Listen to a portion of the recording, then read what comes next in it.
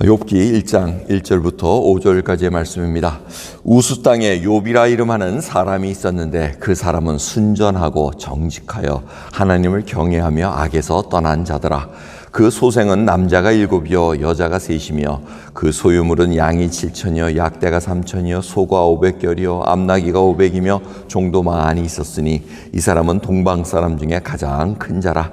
그 아들들이 자기 생일이면 각각 자기의 집에서 잔치를 베풀고 그 누이 셋도 청하여 함께 먹고 마심으로 그 잔치날이 지나면 욥이 그들을 불러다가 성결케 하되 아침에 일어나서 그들의 명수대로 번제를 드렸으니 이는 욥이 말하기를 혹시 내 아들들이 죄를 범하여 마음으로 하나님을 배반하였을까 함이라.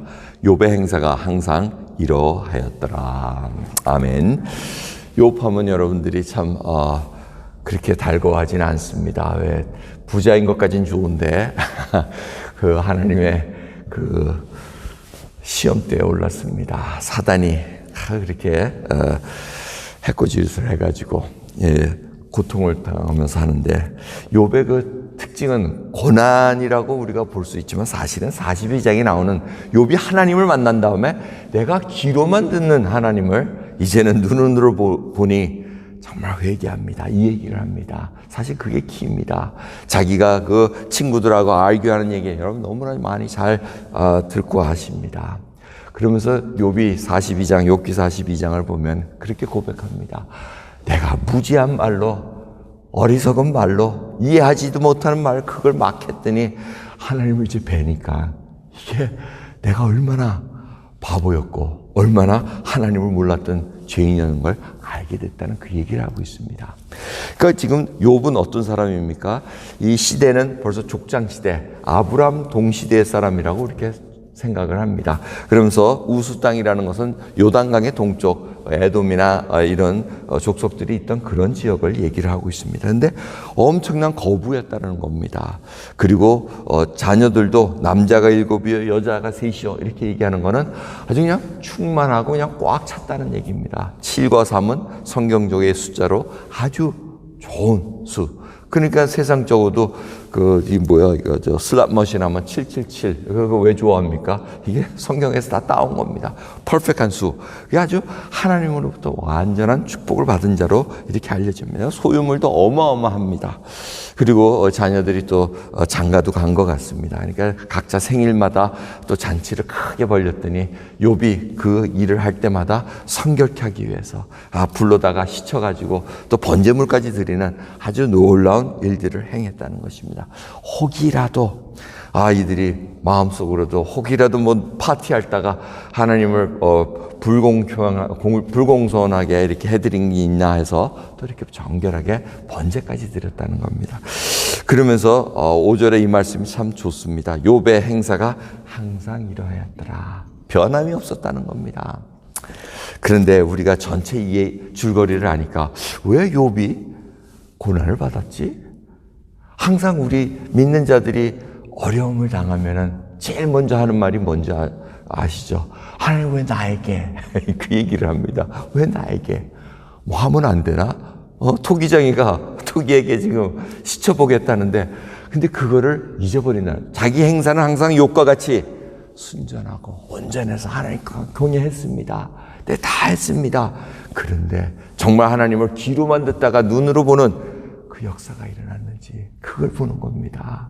욥은 항상 했지만 사실은 어떻게 보면은 우리가 그냥 추측해서 얘기하는 겁니다. 자기 인생에 유익이 되기 때문에 어쩌면 사단의 말이 맞을 수도 있습니다. 하나님께서 그렇게 복을 주시니까 욥이 그렇게 믿는 거 아닙니까?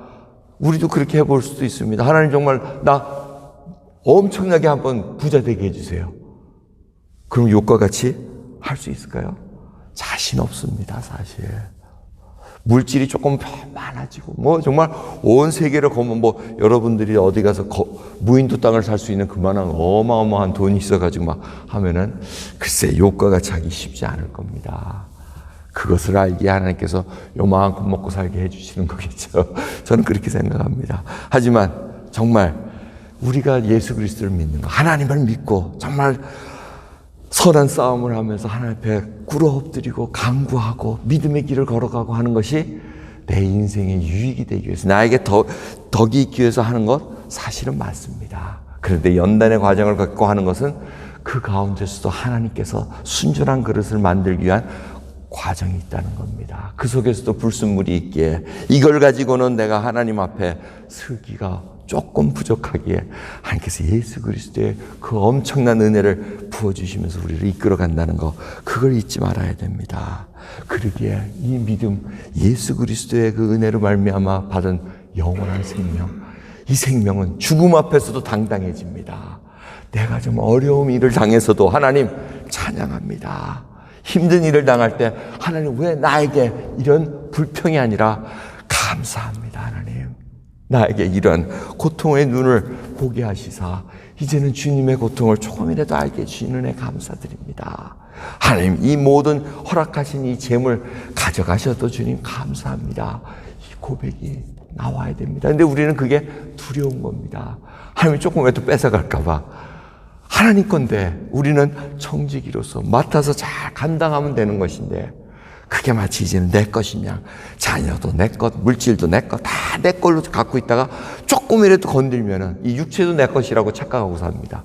그래서 조금만 건들면 하나님 왜 나에게 하고 바짝바짝 그냥 독이 올라가지고 하나님은 그러면 더 독이 오를 거예요.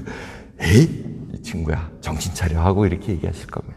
자, 그러기에 청지기의 삶, 하나님이 불러주시고 나에게 생명 주시고 주님이 나의 모든 것 된다는 그 고백이 진정으로 내 속에 깊은 데서 나오는가, 그걸 살펴보면서 이제 욥기의 이 어려운 과정을 우리가 이제 걸어갑니다. 그 과정 하나하나 같이 자기의 내면을 살펴보고 주님이 정말 나의 생명이 되시고 주인이 되시는 것을 고백할 수 있는 그날, 그리고 42장을 할 때는 정말 이제는 귀로만 듣다가 눈으로 배웠나이다. 하나님 감사합니다 라는 진정한 회개와 고백이 일어나기를 간절히 소원합니다. 기도하겠습니다. 하나님 감사합니다. 오늘도 저희들 간구합니다. 붙들려고 왔습니다. 주님 빼앗아 가지 말라는 그것이 아니라 주님 어떠한 환경 속에서도 어떠한 상황 속에서도 주님 내 눈이 밝아져 이제는 주님이 나의 모든 것 된다는 고백, 주여 모든 것을 포용할 수 있고 안아줄 수 있고 온유해질 수 있고 충성할 수 있고 절제할 수 있고 성령의 열매가 맺어지기 위해 주님 가지를 쳐야 될 수밖에 없는 그런 힘든 과정이 있는 것을 알기에 오늘도 이 욥기를 대하며 주님 그 삶이 바로 나의 삶이 되기를 바라고 하나님을 경외하기를 원합니다. 그래야 진정 나의 행세가 항상 이러하였더라라는 그 고백으로 주님 오늘 하루 임하게 해주시옵소서. 감사드리며 우리 예수 그리스도의 이름으로 기도드리옵나이다. 아멘.